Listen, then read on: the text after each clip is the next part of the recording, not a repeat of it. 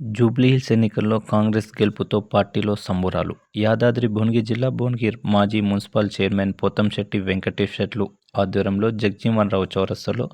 జూబ్లీహిల్స్ ఉప ఎన్నికల్లో ప్రకటించిన ఫలితాల్లో కాంగ్రెస్ పార్టీ అభ్యర్థి నవీన్ యాదవ్ భారీ మెజార్టీతో ఘన విజయం సాధించిన సందర్భంగా పార్టీ శ్రేణులు ఘనంగా విజయోత్సవ సంబురాలు.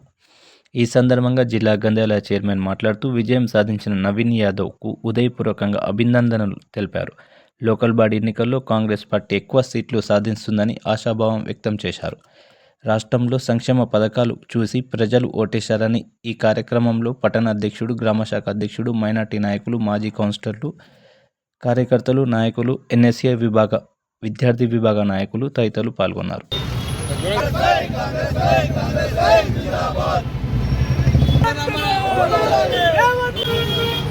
జూబ్లీహిల్స్ ఉప ఎన్నికల రిజల్ట్ సందర్భంగా కాంగ్రెస్ పార్టీ రేవంత్ రెడ్డి గారి నాయకత్వంలో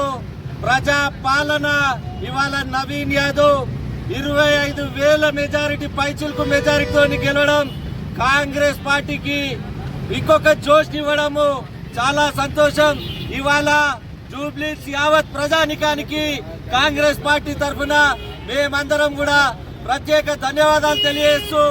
కేసీఆర్, కేటీఆర్, బీఆర్ఎస్, బీజేపీ ఎంతమంది కూడా ఎన్ని కుట్రలు పన్నినా, ఎన్ని సోషల్ మీడియాలో దుష్ప్రచారాలు చేసినా ఈ జూబ్లీహిల్స్ ప్రాంత ప్రజలు కాంగ్రెస్ పార్టీ వైపే ఉన్నారని నిదర్శనంగా ఇవాళ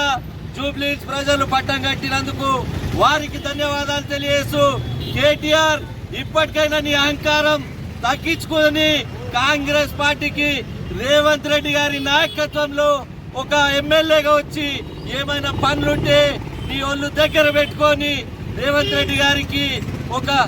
సూచన ఇచ్చి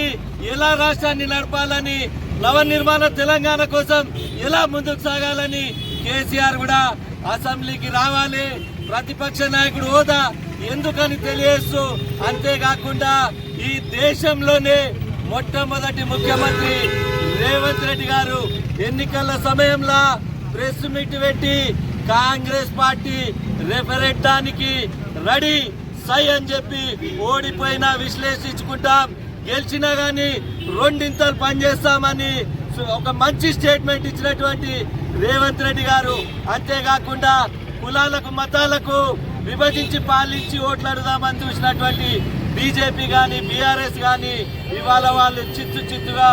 ఓడిపోవడానికి ఒక జాతీయ పార్టీ డిపాజిట్ కోల్పోతే మరోది సింపతి కార్డు రౌడీ అన్నారు. చదువుకున్న విద్యార్థిని రౌడీ అన్నా కానీ ఇవాళ మేము గెలిచి చూపించినాం. రాబోయే స్థానిక సంస్థల ఎన్నికలలో కూడా కాంగ్రెస్ పార్టీ వైపే ప్రజా పాలన రేవంత్ రెడ్డి గారి నాయకత్వంలో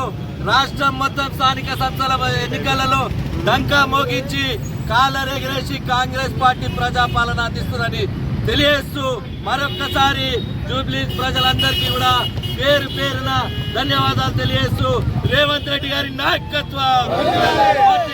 రేవంత్ రెడ్డి గారి నాయకత్వం, కాంగ్రెస్ పార్టీ.